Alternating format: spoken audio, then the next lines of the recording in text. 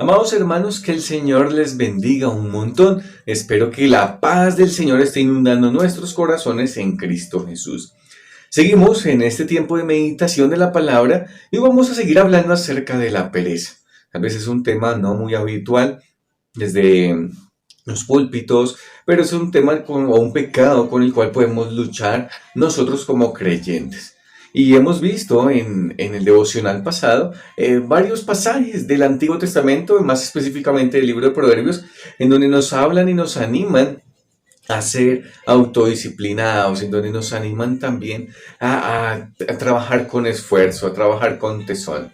Y hoy vamos a entrarnos en un pasaje del Nuevo Testamento y vamos primeramente a orar pidiéndole la guía al Señor que nos dirija y nos direccione. Padre amado, a ti damos la gloria, las gracias por la bendición de este tiempito que nos das, de meditar en tu palabra, de poderte conocer y de saber que tu palabra también nos guía, nos enseña, nos instruye y nos direcciona también hacia lo que tú quieres que vivamos, Señor. Ayúdanos a seguir tu ejemplo de trabajo, de esfuerzo y no a ser personas ociosas y desocupadas, Padre. Oramos en Cristo Jesús. Amén. Entonces, la pereza en la Biblia se describe como ocio y es como una palabra sinónima. Yo tengo aquí una definición de la pereza: indisposición para la acción o el esfuerzo. Pereza, indisposición para la acción o el esfuerzo. Y hay muchas maneras en que la pereza se ve y se puede evidenciar fácilmente. Personas que hacen las cosas muy lentamente. El perezoso se mueve muy lentamente, pero el perezoso no le importa completar o terminar las tareas de una manera rápida y de una manera eficiente. No le interesa eso. Lo hace como por hacerlo y ya, por salir del paso, pero no es una persona que se esfuerce, no es una persona que trabaje diligentemente. El perezoso quiere una vida fácil, sin ningún compromiso, sin ninguna responsabilidad. La pereza resulta en varios problemas: en pérdidas de trabajo, en relaciones interpersonales dañadas, en estrés, en pobreza. También lo notábamos con varios textos del libro de Proverbios, pero también en un excesivo enfoque en uno mismo en vez de agradar al Señor. Pero las señales de la pereza no siempre son tan obvias, no siempre son tan evidentes, no siempre salen a reducir tanto, sino que también puede a nosotros invadirnos la pereza, y eso se va a evidenciar en la manera en que nosotros podemos decir: no tengo tiempo para leer la Biblia, no tengo tiempo para orar, no le dedico tiempo a eso, ay no, me da pereza. Y es una manera en que nosotros podemos sacar cualquier tipo de excusa para no andar en una buena comunión con el Señor. Cuando de pronto decimos: es que estoy demasiado cansado para orar y estoy muy cansado, y lo dejamos para lo último. Eso es una manera no tan obvia de la pereza espiritual. Y la pereza espiritual nos va a llevar a una ignorancia espiritual, a una pobreza espiritual y por lo tanto a un poco crecimiento espiritual. De manera que nosotros debemos crear disciplinas, autogobernarnos, como ya lo vimos en los devocionales pasados, y asimismo ser diligentes en las cosas que debemos y tenemos que hacer. Vamos a ver un texto en el Nuevo Testamento, como ya lo anticipé, en la segunda carta de Pablo a los tesalonicenses, segunda Tesalonicenses capítulo 3, versículos 6 al 13. Vamos a estar meditando allí. Segunda Tesalonicenses capítulo 3, versículos 6 al 13. Como sabrán, esta es una carta escrita no simplemente por Pablo, sino por Silvano y por Timoteo. Tres son los que están ahí detrás del papel, podríamos llamarlo, y que están escribiendo esta carta. Se presentan varios problemas, esta carta tiene varios propósitos también de ser escrita. Entre ellos, ya en el capítulo 3 nos presenta una problemática que está escrita en el versículo 6. Leamos juntos. Dice: pero os ordenamos, hermanos, en el nombre de nuestro Señor Jesucristo, que os apartéis de todo hermano que ande desordenadamente. Entonces hay un problema y son unos hermanos que están andando desordenadamente. Uno le pregunta al texto bíblico: ¿qué es andar desordenadamente?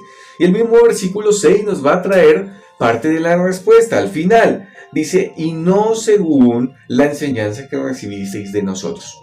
Una persona que anda desordenadamente es una persona que no está andando según la doctrina de Cristo, que no está siguiendo el ejemplo de los apóstoles, que no está siguiendo el ejemplo también de Pablo, Silvano y Timoteo, que no está siguiendo todas esas cosas que Pablo enseñó. Eso es lo que nos presenta acá inicialmente. Pero también vemos el versículo 11, voy a saltar hasta allá, voy a ser un poquitico desorganizado con el pasaje, para que nosotros veamos la problemática, veamos la solución que plantea Pablo y Timoteo y Silvano, y podamos sacar algunos extractos y algunas cosas también para meditar. El versículo 11 también nos amplía la información de qué es andar desordenadamente. Dice, versículo 11 del capítulo 3 de segunda de Tesalonicenses, dice, porque oímos que algunos de entre vosotros andan desordenadamente. ¿Cómo es andar desordenadamente? No trabajando en nada, sino entremetiéndose en lo ajeno. Entonces tenemos aquí varias características de un hermano que anda desordenadamente. Es una persona ociosa, es una persona que está sin trabajo, no hace absolutamente nada por su vida, pero sí está inmiscuyéndose, entrometiéndose en la vida de los demás.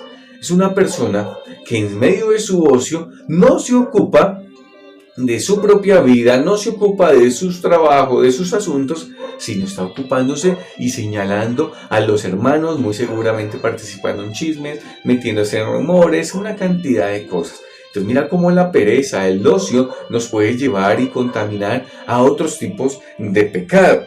Mira a dónde nos lleva. Y también nosotros podemos pensar de una manera más espiritual y decir, listo, claro, cuando yo soy perezoso espiritualmente, no me dedico a estar en las escrituras, no me dedico a examinar mi vida a la luz de la palabra, pero sí me dedico a murmurar, sí me dedico a hablar mal de esta otra persona, a hablar mal de este otro hermano, a hablar mal de este líder de allí.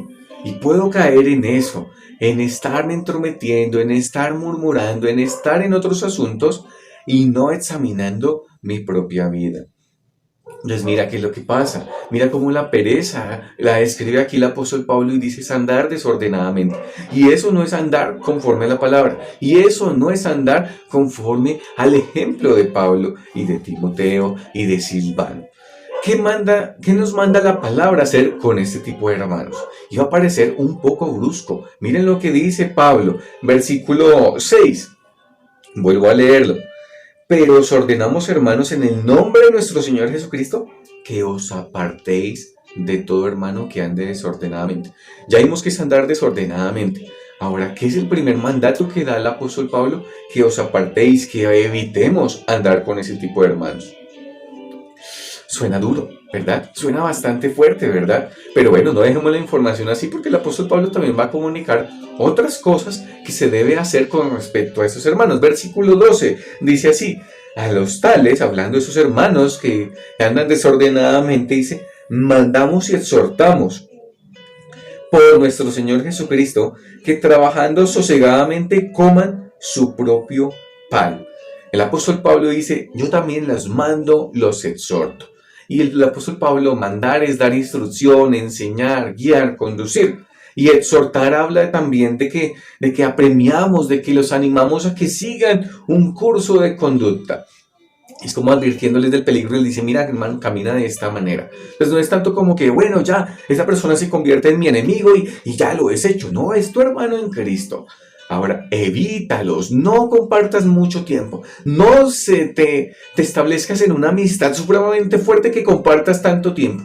Y el apóstol Pablo manda que evitemos, pero también a que les instruyamos, a que les enseñemos, a que les exhortemos, a que estemos ahí como hermanos, porque ese hermano también, Cristo murió por él. Porque ese hermano también que está andando desordenadamente, pues yo debo animarlo a que camine de la mejor manera, que camine conforme a la doctrina de Cristo.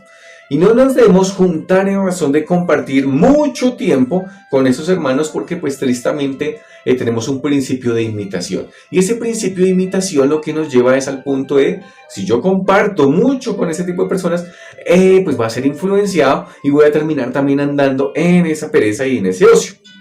Proverbios capítulo 13 versículo 20 dice así, el que anda con sabios, sabio será, mas el que se junta con necios, será quebrantado. Y hay un principio de imitación que si nosotros, en nuestras amistades, en las personas que compartimos demasiado tiempo, son así ociosas, pues eso se nos va a contagiar.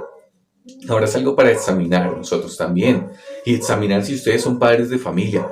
¿Con quién se está juntando mi hijo? ¿Cuáles son los amigos? ¿Son esos de la esquina que no hacen nada, que simplemente se la pasan ahí chismeando y hablando de los demás, murmurando y tratando de solucionar los asuntos del país, pero no trabajan, no estudian, son vagos, son ociosos? Pues anima a tu hijo a que ese tipo de amistades no le convienen, porque la ociosidad, la pereza le puede contagiar y esa persona terminará imitando a estos amigos. De manera que nosotros debemos ser muy cuidadosos con ese tipo de amistades. ¿Qué es lo que sí debemos hacer? ¿Qué es lo que sí debemos hacer? Seguir los buenos ejemplos. Y un buen ejemplo que tenemos aquí es Pablo, Silvano y Timoteo. Y mira cómo ellos nos van a presentar desde el versículo 7 hasta el versículo 10 todo lo que ellos hicieron. Y cómo les enseñaron a los hermanos en Tesalónica con un buen propósito y era que los imitaran y que siguieran su ejemplo. Leamos versículo 7 en adelante. Dice, porque vosotros mismos sabéis de qué manera debéis imitarnos. Pues, pues nosotros no anduvimos desordenadamente entre vosotros, ni comimos de balde el pan de nadie, sino que trabajamos con afán y fatiga día y noche para no ser gravosos a ninguno de vosotros. El ejemplo de Pablo, Timoteo y Silvano es: vamos a trabajar, vamos a esforzarnos con fatiga, con esfuerzo, con tesón, con diligencia. Y el apóstol Pablo era una persona que trabajaba, que se esforzaba en lo que hacía, que si había que enseñar, enseñaba. Y él dice, yo no me canso de enseñarles y de día y de noche. El esfuerzo, el trabajo es algo que caracteriza a un creyente. No la pereza, no la ociosidad, no el andar durmiendo, no el andar sin disciplinas espirituales, no. Como creyentes debemos seguir el ejemplo de Pablo. Así que el antídoto contra la pereza, ¿sabes cuál es? Es el trabajo.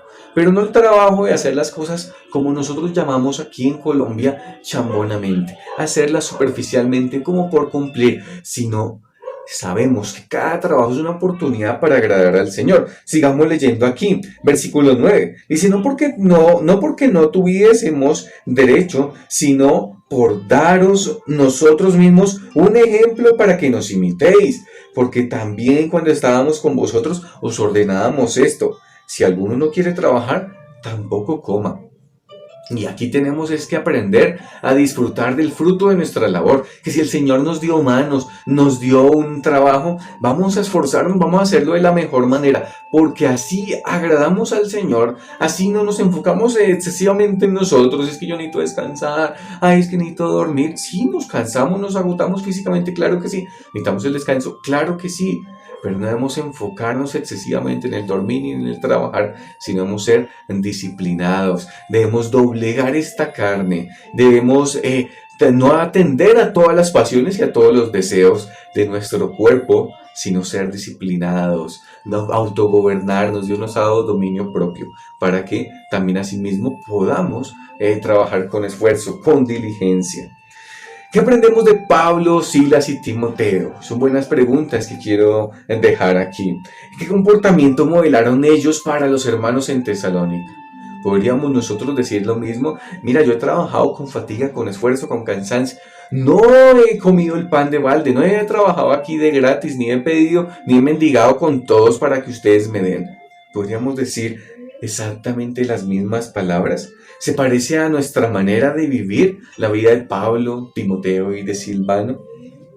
Cada trabajo, por pequeño que lo consideremos, por insignificante sea lavar la loza, tender la cama, si son labores del hogar, si son ya labores formales en un trabajo, si son trabajos en tu lugar de estudio, en tu universidad, en tu colegio, has de saber que eso es una oportunidad para hacerlo con diligencia, para hacerlo con esfuerzo, para hacerlo de la mejor manera. No por ganarle a los demás, sino porque es que nosotros como creyentes vivimos para agradar al Señor.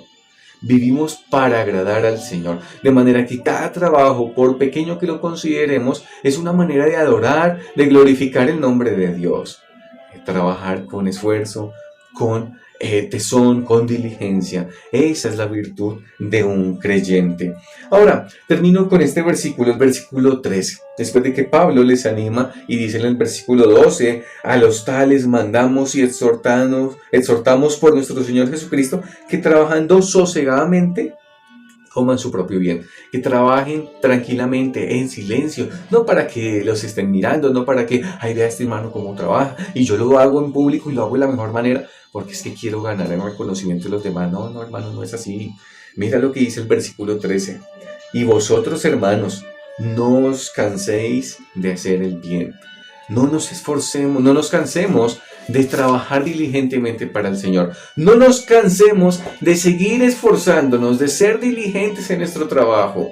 En su tiempo vamos a cosechar, en su tiempo el Señor, que conoce todo, que conoce las intenciones de nuestros corazones, también nos recompensará, también dará fruto para esa labor que estamos cumpliendo, ya sea el sustento, ya sea lo que necesitamos, pero el Señor nos recompensará, porque cada pequeña cosa, cada trabajo, no nos cansemos de hacer el bien, porque esos pequeños trabajos, hazlos bien, hazlos de la mejor manera, hazlos para agradar al Señor, no para ser vistos de los hombres.